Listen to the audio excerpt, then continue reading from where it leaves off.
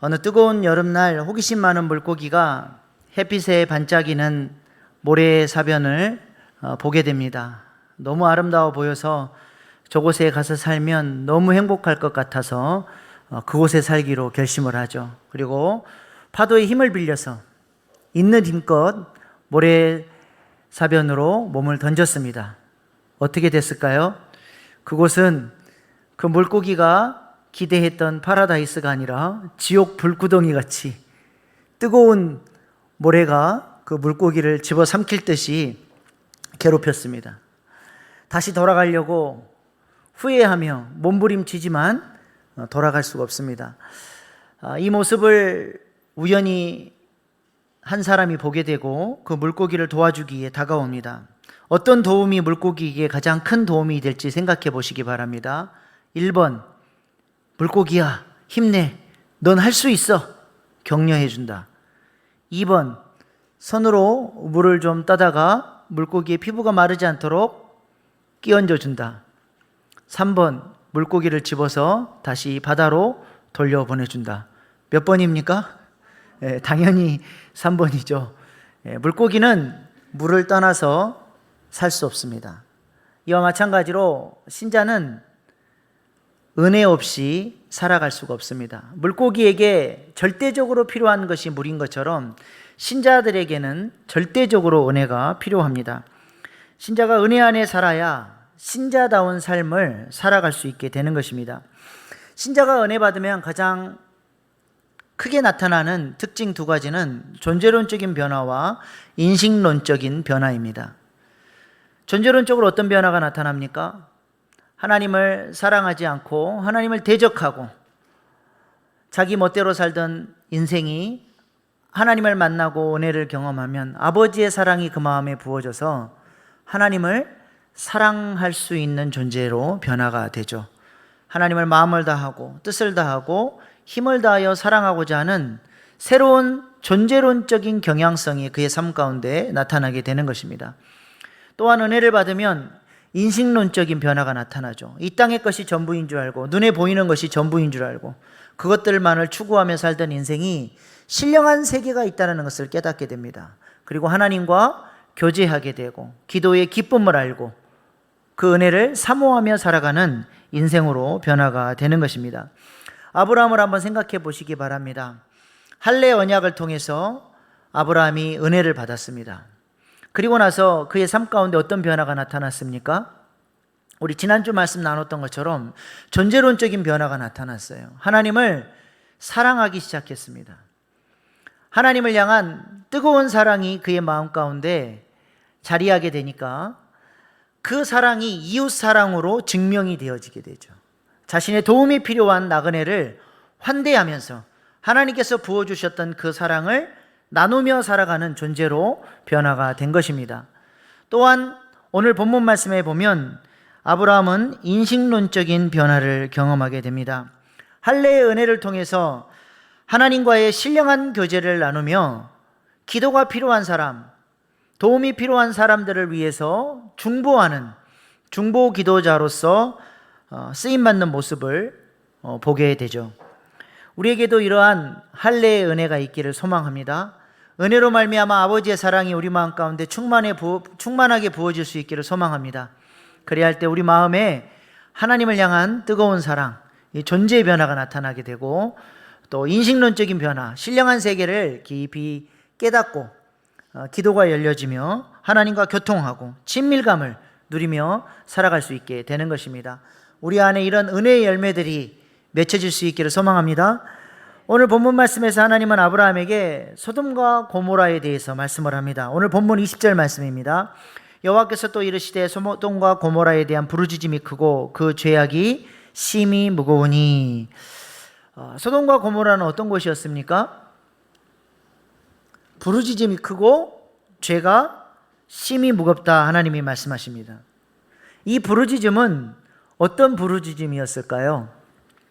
힘없고 약한 자들의 억울한 부르짖음과 통곡 소리였을 것입니다. 그 땅은 폭력과 학대와 전쟁과 이런 싸움이 주류를 이루는 바벨론의 질서 아래 있는 땅이었기 때문입니다. 19장에 보시면 소돔성 안에 있는 롯의 집에 나그네의 모습을 한 천사들이 찾아오게 됩니다. 그때 소돔성 사람들이 소돔성에 찾아온, 롯의 집에 찾아온 나그네들을 보고 환대한 것이 아니라 어떻게 대합니까? 매우 폭력적으로 그들을 대하는 모습을 보게 됩니다. 19장 4절로 5절 말씀 같이 읽어보겠습니다. 시작. 그들이 눕기 전에 그 성 사람 곧 소돔 백성들이 노소를 막론하고 원근에서 다 모여 그 집을 에워싸고 롯을 부르고 그에게 이르되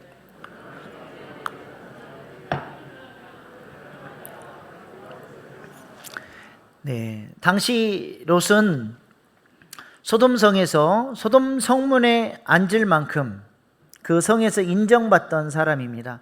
성문에 앉는다라고 하는 것은 재판관이 되어주는 것이고 그 백성 사람들에게 조언을 해주는 장로, 그 성의 장로로 인정을 받는, 존경받는 사람이라는 뜻이죠. 그런 롯에게도 밤늦게 찾아와서 무례하게 문을 두드리고 이끌어내라, 내가 그들과 상관하리라, 굉장히 폭력적으로 대하고 있는 모습을 보게 됩니다. 왜 끌어내라고 합니까? 그들과 상관하겠다는 거예요. 이것은 단순한 성관계가 아니라 동성애를 의미합니다. 노소를 막론하고 소돔성 사람들이 욕망에 취해서 동성애를 하겠다고 찾아온 것이죠. 이렇게 소돔성은 폭력이 일상화되어 있었던 곳이고 특별히 성적인 타락이 극에 달해 있었던 곳입니다. 소돔이라고 하는 말 자체가 소도미라고 하는 동성애를 나타내는 단어의 어원이 될 만큼 소돔성 그러면 성적으로 매우 타락한 곳이 아주 유명한 그런 곳이죠. 로마서 1장에 보니까 성적인 타락이 극에 달하면 결국에 마지막에 동성애로 귀결되는 것을 보게 됩니다. 로마서 1장 26절 27절 말씀입니다. 이 때문에 하나님께서 그들을 부끄러운 욕심에 내버려 두셨으니 곧 그들의 여자들도 순리대로 쓸 것을 받고 영리로 쓰며 그와 같이 남자들도 순리대로 여자 쓰기를 버리고 서로 향하여 음욕이 불릴 듯하며 남자가 남자와 더불어 부끄러운 일을 행하여 그들의 그릇 때문에 상당한 보응을 그들 자신이 받았느니라. 하나님께서 하시는 심판 중에 가장 무서운 심판은 내어버려 두시는 겁니다. 죄 가운데, 욕망 가운데 내버려둬서 그들이 심판의 날에 하나님으로부터 심판받게 하시는 것, 이게 하나님의 가장 큰 무서운 형벌이죠. 우리의 삶 가운데 간섭해 주시고 회개할 수 있도록, 돌이킬 수 있도록 은혜 주시고 역사해 주시는 것은 큰 은혜인 줄로 믿습니다. 이들을 하나님이 욕망 가운데 내버려 뒀더니 결국 어떻게 결론되어집니까? 동성애로 그들의 욕망이 불리듯 일어나는 모습으로 결론 지어지게 되는 것이죠. 우리나라도 지금 현재 동성애 문제가 심각해지지 않습니까? 지금 퀴어 축제가 서울시청 광장에서 지난 15일부터 이번 달 30일까지 보름 동안 진행이 되고 있습니다. 오늘도 퀴어 축제가 열리고 있는 것이죠. 동성애자들이 일관되게 주장하는 것이 무엇입니까? 나는 일반 사람들과 성적 취향이 다를 뿐이지 내게 문제가 있는 것이 아닙니다. 우리는 선천적으로 태어날 때부터 동성을 사랑하도록 그렇게 태어났기 때문에 이것은 죄도 아니고 이것은 고쳐질 수도 없고 치유받을 수 없는 것입니다. 단순히 성적 취향이 다른 것이기 때문에 이것은 부끄러운 것이 아니고 당당한 것이기에 내가 이것을, 나의 성적 취향이 동성애라고 하는 것을 드러내겠다. 이것이 바로 커밍아웃이죠. 그 커밍아웃에 깔린 철학은 이것은 아무런 문제가 없는 것입니다. 이야기하는 것입니다. 그래서 퀴어 축제를 통해서 우리는 아무런 문제가 없는 사람들이고 당신들과 우리는 성적 취향이 다를 뿐입니다를 강조하면서 이 축제를 하고 있는 것입니다. 우리나라는 아직 동성애가 합법화되진 않았지만 이미 동성애가 합법화된 나라의 전철을 그대로 밟아가고 있습니다. 이미 2009년도부터는 교육부 교과서에서 동성애는 정상적인 성적 취향으로 존중받아야 하며 동성애를 나쁘다고 하는 것은 비인권적이다 교육하게 됐습니다. 이미 10년이 넘었어요. 이런 교육을 한 지. 이러한 교육부의 정책 변경 이후에 10대 청소년 에이즈 신규 감염자가 2006년 13명을 시작으로 매년 매우 가파르게 증가하고 있습니다. 도표 한번 보여주십시오. 10대 청소년들의 에이즈 감염 숫자입니다. 2011년 248명에서 2019년 469명으로 2배 가까이 증가했습니다. 저게 이제 10대, 20대 감염 인수인데요. 에이즈의 잠복기를 생각했을 때 20대들은 이미 10대 때 감염이 되고 20대 때 알게 된 거예요. 자기가 에이즈에 감염됐다는 사실.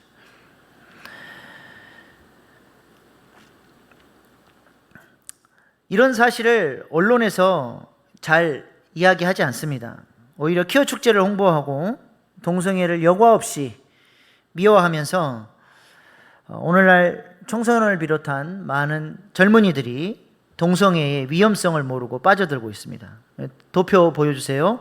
에이즈 누적 통계인데 지금 10대가 빠졌는데 10대, 20대, 30대 비율만 65%를 차지할 정도로 특별히 다음 세대, 젊은 세대들 사이에서 에이즈가 지금 급속도로 퍼져나가고 있습니다.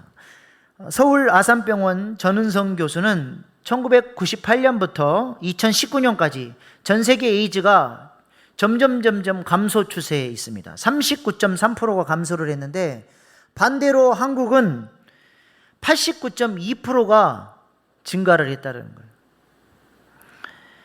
어디서 증가했겠습니까? 우리 젊은이들, 다음 세대들이 동성애에 빠져서 이런 결과가 나오고 있는 것입니다.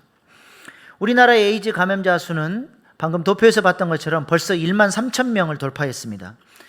1만 명을 넘으면 공식적으로 에이즈 확산 위험 국가가 됩니다. 이미 백신 개발 국제 심포지움에서 한국은 에이즈 감염자가 잠복기를 거쳐서 폭발 직전이라고 발표했습니다. 한국 에이즈학회 부회장은 미국이나 태국의 사례를 봤을 때 에이즈 감염자가 1만 명을 넘어서면서부터 신규 감염자가 기하급수적으로 증가한다. 우리도 이와 비슷하게 에이즈가 증가할 가능성이 크다. 그렇게 한국이 에이즈 확산 위험 국가임을 경고한 바 있습니다. 이와 관련해서 CTS 뉴스 잠깐 보겠습니다. 에이즈는 대표적 난치병 중 하나로 국가가 치료 비용 전액을 부담합니다. 이 에이즈의 주 감염자가 남성 동성애자라는 연구 결과가 이어지고 있는데요. 평등법 제정으로 에이즈 환자가 늘어나면 사회적 비용도 커질 것이라는 우려가 나오고 있습니다. 박세영 기자입니다. 2016년부터 18년까지 전국 21개 대학병원이 재조사한 한국 HIV 에이즈 코호트 연구 결과입니다. 이 결과에 따르면 HIV 감염의 60% 이상이 동성 또는 양성 간 성접촉으로 발생합니다. 특히 나이가 젊을수록 동성 간 성접촉으로 인한 감염자 비율이 높습니다. 66.6%인 20대 중반부터 75%의 20대 초반, 10대는 90%를 넘는 수준입니다. 조사기관은 국내 HIV 감염의 가장 주된 경로는 동성 및 양성 간 성접촉이다. 연령이 젊어질수록 더욱 뚜렷한 결과로 나타난다. 따라서 합리적인 예방 관리 정책을 수립하는 것이 절실히 요구된다라고 결론을 내고 있습니다. 현재 대한민국의 에이즈 환자 치료 비용은 국가에서 100% 부담합니다. 비용의 90%는 국민건강보험공단이, 10%는 국비와 지방비에서 부담하는 겁니다. 에이즈 환자 치료비는 2014년 714억 원, 2015년 810억 원, 2016년 921억 원으로 매년 늘어나는 상황. 평등법이 통과되면 에이즈 환자가 증가하고 국민 건강과 국가 재정에 큰 타격을 입힐 것으로 전문가들은 우려합니다. 에이즈 환자의 대다수로 지목된 동성애자들, 그리고 에이즈 치료를 위해 사용되는 국민들의 막대한 세금. 평등법 제정 시도와 맞물려 사회적 고민으로 이어지고 있습니다. CTS 뉴스 박세현입니다. 네, 다른 나라와 달리 우리나라는 워낙 의료보험 체계가 잘 되어 있어서 에이즈 환자들을 무료로 다 치료를 해줍니다. 그러니까 동성애자들이 에이즈를 무서워하지 않습니다. 약값이 굉장히 비싸거든요. 다른 나라는 본인들이 치료 부담을 하기 때문에 에이즈를 굉장히 두려워해요. 우리는 다 치료해 주니까 걸려도 그것을 관리할 수 있는 약만 먹으면 일반인들과 똑같이 살아갈 수 있습니다. 근데 그 약값이 굉장히 비싸다는 것이죠. 급기야는 에이즈 환자들이 법적으로 자신들을 장애인으로 등록해 달라고 요구하고 있습니다. 저렇게 지금 그 국가 지정 장애 등급을 달라고 요구하는 그런 집회 사진인데요. 동성애자는 이렇게 주장을 하죠. 우리가 남에게 피해를 주는 것이 없다. 그러나 에이즈 치료 비용과 사회적 비용을 일반 국민들이 지금 부담하고 있는 것입니다. 1년 에이즈 환자가 먹는 약값이 1,100만 원입니다. 한 사람이. 그러니까 그 숫자를 다 합치면 1년 총액이 이미 지금 1,000억 원을 넘는 돈이 국가 재정에서 나가고 있는 것입니다. 우리는 이러한 이 현재의 모습이 굉장히 심각하게 이제 받아들여야 돼요. 소돔과 비슷한 모습입니다. 동성애 문제도 심각한데 오늘 많은 젊은이들이 성실하게 일하고 돈을 벌려고 하지 않고 영끌이라고 하잖아요. 영혼까지 끌어모아서 빚까지 내서 코인이나 주식에 투자를 해서 한 방으로 돈을 벌려고 합니다. 그러다가 지금 경제적인 전 세계적 경제 침체로 인해서 많은 돈들을 잃었습니다. 지금 뉴스에는 자세히 보도되지 않고 있지만 수많은 젊은이들이 투자에 실패하고 자살로 생을 마감하고 있습니다.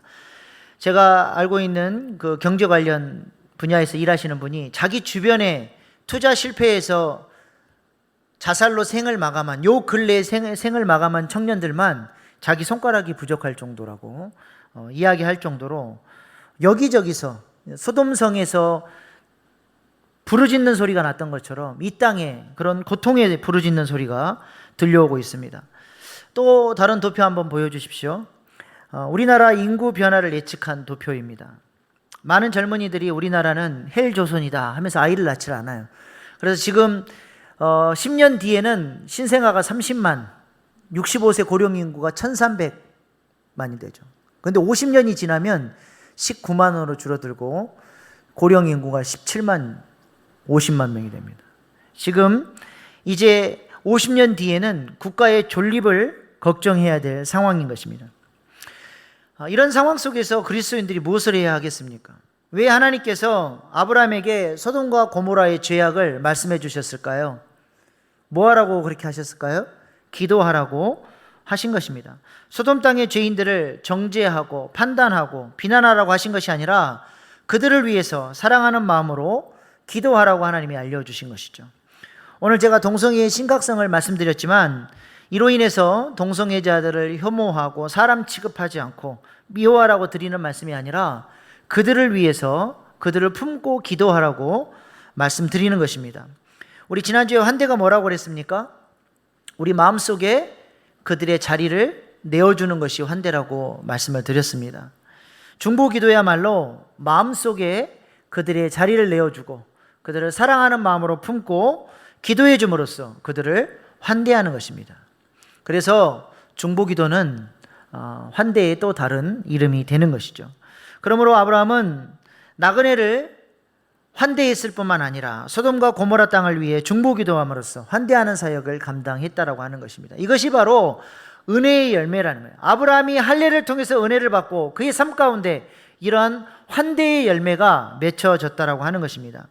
하나님 지금도 아브라함처럼 하나님의 마음을 품고 기도하는 사람들을 찾고 계십니다. 우리가 길에서 배설물을 보면 어때요? 인상을 쓰고 코를 막고 돌아서 가잖아요. 마찬가지로 하나님은 거룩하신 하나님이시기 때문에 죄가 있는 곳에는 하나님은 진노하실 수밖에 없고 심판하실 수밖에 없는 분이세요. 그 하나님을 우리가 공의의 하나님이라고 부르는 것입니다. 그러나 하나님은 동시에 사랑의 하나님이셔서 하나님의 진노의 손, 심판의 손이 올라갈 때 이 손을 누가 막아줄 자 없는가? 누가 저들을 위해서 기도할 자 없는가? 하나님은 찾으신다는 것입니다. 에스겔서 22장 30절 31절 말씀입니다. 우리 같이 읽어보겠습니다. 시작. 이 땅을 위하여 성을 쌓으며 성 무너진 데를 막아서서 나로 하여금 멸하지 못하게 할 사람을 내가 그 가운데서 찾다가 찾지 못하였으므로 내가 내 분노를 그들 위에 쏟으며 내 진노의 불로 멸하여 그들 행위대로 그들 머리에 보응하였느니라. 주 여호와의 말씀이니라.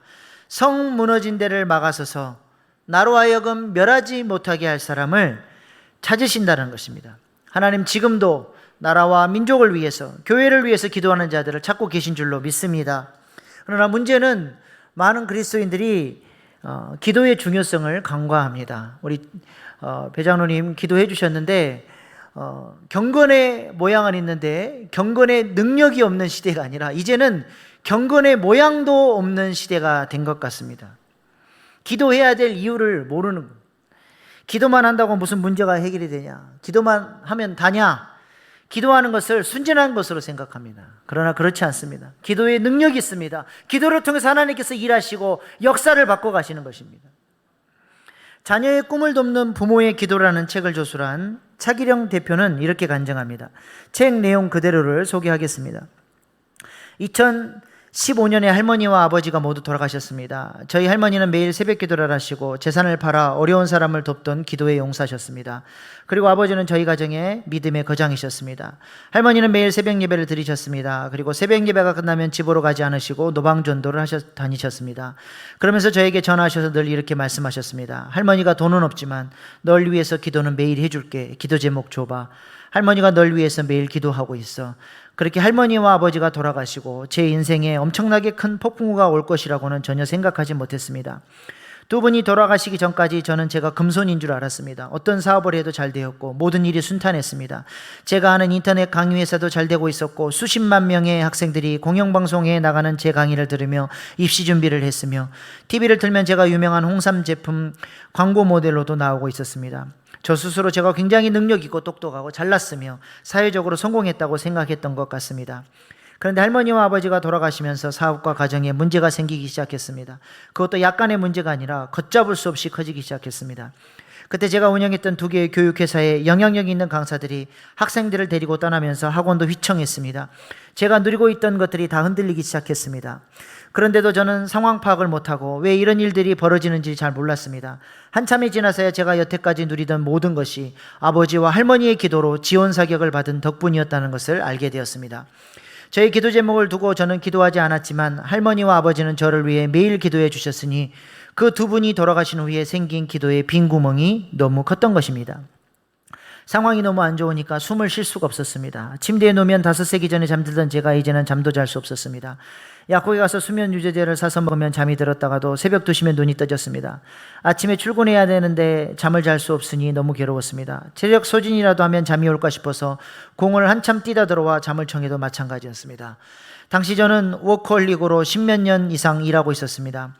아무리 이렇게 일만 해도 해결 방법이 전혀 보이지 않았습니다. 저는 굉장히 어두워져 갔습니다. 몇 년이 지났습니다. 상황은 더 안 좋아졌습니다. 근데 하나님께서 저희 아버지의 기도를 기억해 주셨는지 2명의 중보자를 저에게 보내주셨습니다. 지금까지도 저를 위해 기도해 주시고 계신 우혜본 권사님과 김미엘 전도사님이셨습니다. 이 두 분이 저를 찾아오셔서 매일 아침 7시에 각자 자기 집에서 1시간씩 함께 기도하자고 하셨습니다. 사실 저는 그전까지 워커홀릭으로 살면서 밥만 먹고 일만 했을 정도로 일은 열심히 했지만 기도는 하루에 기도한 시간을 다 합쳐봐도 5, 6분밖에 안 됐습니다. 아침에 일어나서 한 2분 기도하고 밥 먹을 때 식기도 3번, 자기 전에 2분 정도의 기도가 다였습니다. 하지만 저는 모태신앙으로 주일 예배를 빼먹은 적이 없었기 때문에 스스로 굉장히 믿음이 좋고 신앙생활을 잘하고 있다고 생각했습니다. 물론 한참 지나서 그게 전혀 아니라는 것을 알게 되었지만 말입니다. 그렇게 기도 안 하는 저를 하나님은 그냥 두지 않으시고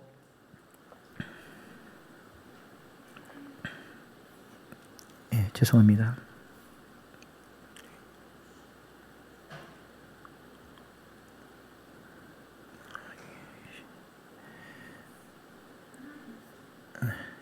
아주 탭 쓰는 게 서툴러가지고.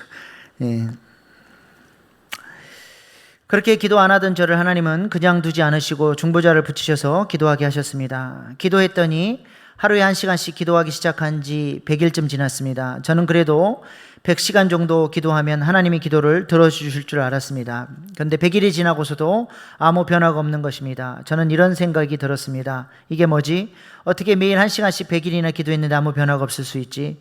그 후 6개월이 지났습니다. 아주 조금 변화가 보였습니다. 1년이 지났습니다. 이제 변화가 조금씩 눈에 띄는 것 같습니다. 그리고 1년 6개월이 지나면서 제 주위를 둘러싸고 있는 모든 지형과 지물이 바뀌는 것을 경험하면서 저는 기도가 무섭다는 것을 알게 되었습니다. 하루에 1시간씩 기도한 지 3년이 지나자 기도하기 전과 후는 천지개벽이 일어났을 정도로 저희 주변의 상황에 정말 너무 많은 변화가 생겼습니다. 저는 이렇게 다른 사람의 중보 기도에 도움을 받아 보았기 때문에 지금은 제 기도만 하는 것이 아니라 다른 사람을 위해서도 열심히 기도해 줍니다. 솔직히 누가 기도를 부탁하면서 기도 제목을 얘기해 주면 네, 기도할게요 하고는 기도 안 해주는 경우가 많은데 그 후로 저는 정말 열심히 기도해 주게 되었습니다. 내가 기도하는 것이 세상에 영향을 끼칠까요? 당연히 끼칩니다. 내가 아프가니스탄을 위해 기도하면 아프가니스탄 상황이 변할까요? 당연히 변합니다. 이렇듯 우리는 기도를 통해 하나님과 함께 세상을 통치하고 있는 것입니다. 기도는 하나님을 믿는 크리스찬만의 특권입니다.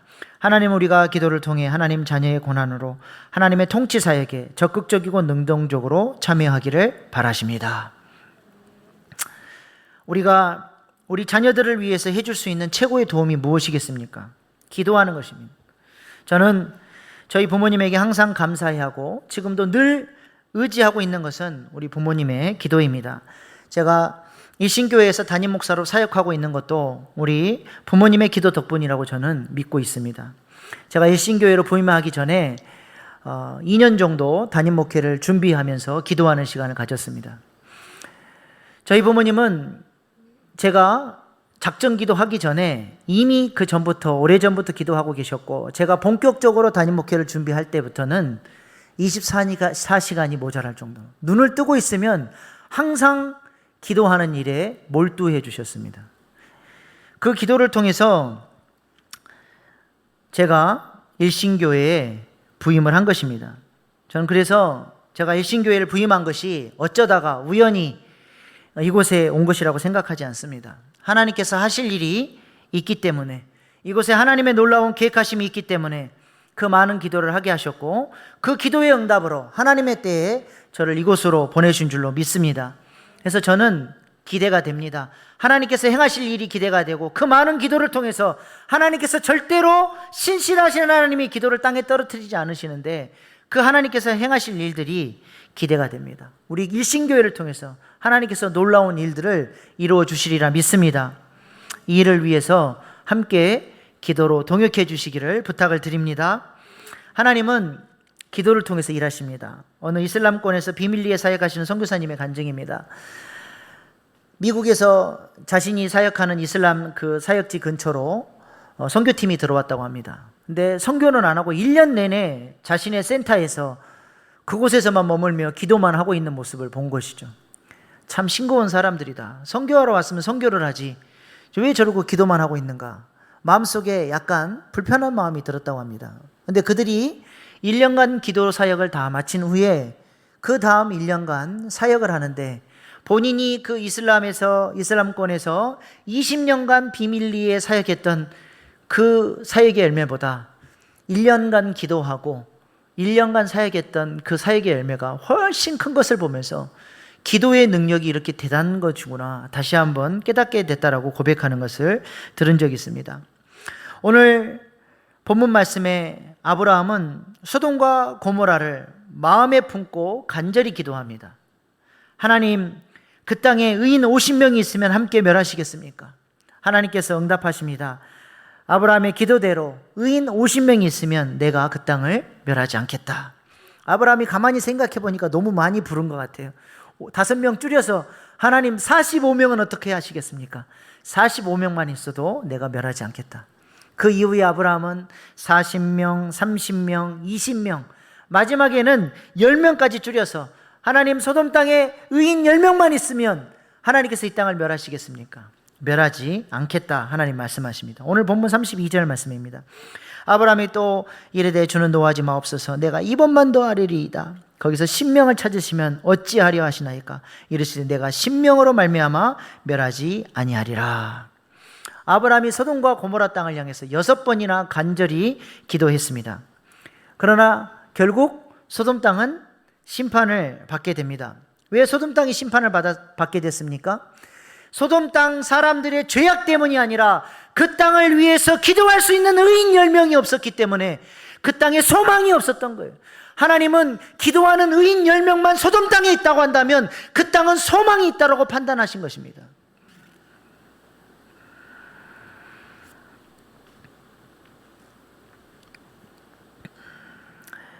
소돔 땅이 심판을 피하지 못했지만 아브라함의 기도를 통해서 하나님 어떻게 역사해 주셨습니까? 창세기 19장 29절 말씀입니다. 하나님이 그 지역의 성을 멸하실 때, 곧 롯이 거주하는 성을 엎으실 때 하나님이 아브라함을 생각하사 롯을 그 엎으시는 중에 내보내셨더라. 롯의 의로움 때문이 아니라 아브라함의 기도를 하나님이 생각하시고 기억하셔서 롯을 건져 주셨다라는 것입니다. 이 나라에 지금 여러 가지 빨간 불의 위험 신호들이 들어오고 있습니다. 여기저기서 고통 속에 울부짖는 소리가 들려오고 있습니다.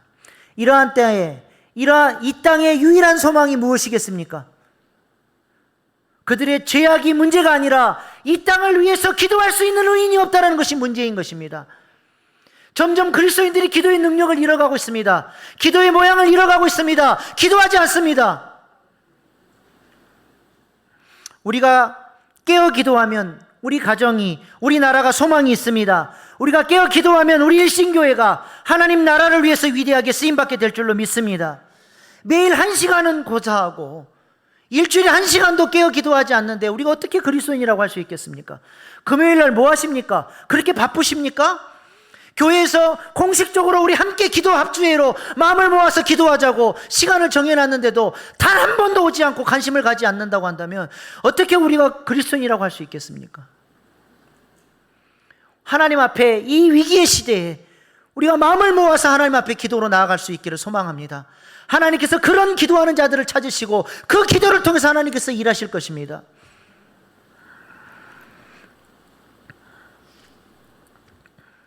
우리가 함께 부르짖고 기도할 때 우리 가운데 놀라운 일을 행하시는 하나님을 우리가 목도하게 될 날이 속히 오리라 믿습니다. 기도로 부르시는 하나님의 부르심 앞에 믿음으로 응답하는 저와 여러분 될 수 있기를 소망합니다. 마지막으로 앞서 언급했던 차길령 대표님의 간증을 듣고 말씀을 마치겠습니다.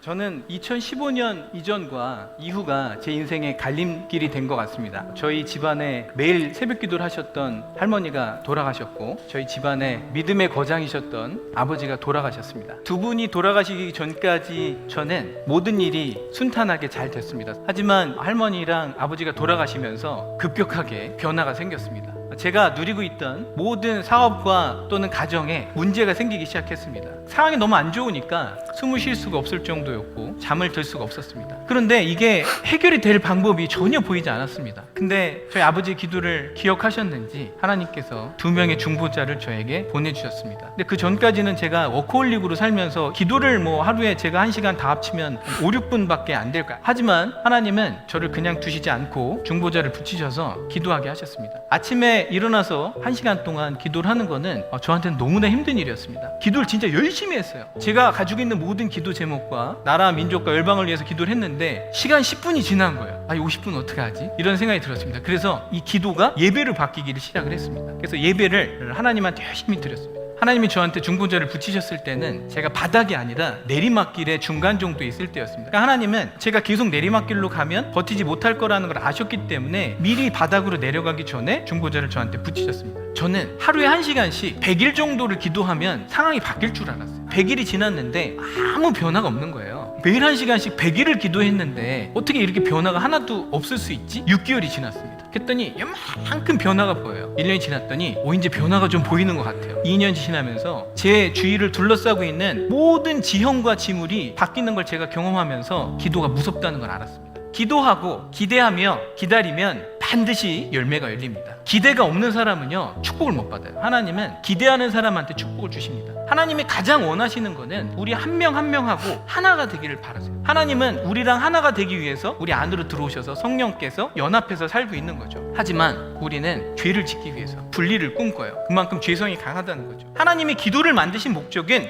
인간에게 특별한 특권을 부여하기 위해서인데 우리가 기도의 씨를 뿌리면 싹이 나고 잎이 나고 꽃이 피고 하나님의 때가 되면 반드시 열매를 맺는다는 거죠. 제 인생의 가장 큰 실수는 젊었을 때 기도를 너무 적게 한 거예요. 하나님한테 여러분 시간 투자를 해야 돼요. 다른 데만 시간 투자한다고 잘 되는 게 아닙니다. 매일 하나님하고 1시간만 시간을 보낸다면 인생은 제가 장담하는데 걱정 안 해도 됩니다. 인생의 승부는요 골방에서 납니다. 기도는 간절하게 해야 돼요. 하나님이 저희를 불쌍하게 여겨주시면 문제가 해결이 됩니다. 하나님이 약속하셨잖아요. 내가 네게 응답하겠고 네가 알지 못하는 크고 은밀한 일을 내게 보이리라. 부르짖는 기도 해보시면 상황이 바뀌어집니다. 기도를 할 때 조직을 갖춰서 기도를 해야 됩니다. 혼자서 기도의 동역자 없이 나는 그냥 신앙생활 잘 해볼래 한마디로 죽기 딱 좋은 상황입니다. 인생은 영적 전쟁입니다. 이스라엘과 아말렉이 전쟁을 하는 장면이 나오죠. 여호수아는 칼을 들고 싸우고 있어요. 저 산 위에서는 모세가 손을 들고 기도를 하고 있죠. 모세가 손을 들고 기도를 하니까 여호수아가 이겨요. 손이 내려가면 여호수아가 쫙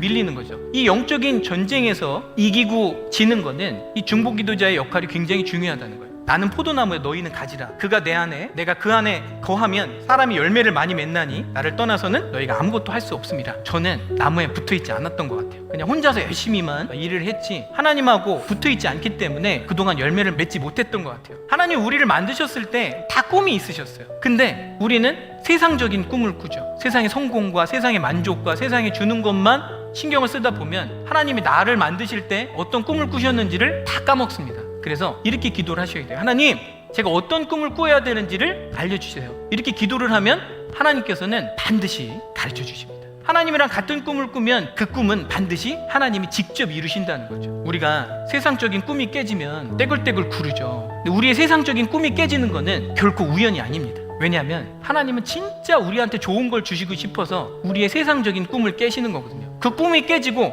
하나님이랑 나랑 같은 꿈을 꾸게 되면 우리는 엄청난 일을 할 수 있는 그런 힘이 생깁니다. 제가 처음에 이 수학회사를 세워가지고 굉장히 큰 성공을 거뒀거든요. 근데 사람이 하나를 잘하면 다른 것도 잘할 수 있다는 착각에 빠지게 되더라고요. 그래서 제 전문 분야가 아닌데 손을 대게 됐어요. 시간은 4년 5년을 쏟아붓고 근데 성과가 안 나오는 거예요. 제가 인생에 너무 후회가 남는 거예요. 근데 하나님이 깨달음을 주셨어요. 너는 시간을 낭비했지만 네가 만약에 다른 사람한테 하나의 말씀을 전달해서 그 수많은 사람들이 인생을 낭비하지 않게 돕는다면 네가 여태까지 낭비한 시간은 결코 낭비한 시간이 아니다 라는 말씀을 주셨어요. 고난을 겪으면 다른 사람을 도울 수 있는 엄청난 에너지가 생겨요. 그렇기 때문에 우리는 다른 사람을 위로할 수 있고 전도할 수 있고 그 사람을 위해서 눈물을 흘려줄 수 있고 같이 중보할 수 있는 힘이 생겼다는 거죠. 매일 기도로, 말씀으로, 찬양으로, 회개로 사시는 여러분들 되시기를 축복하겠습니다.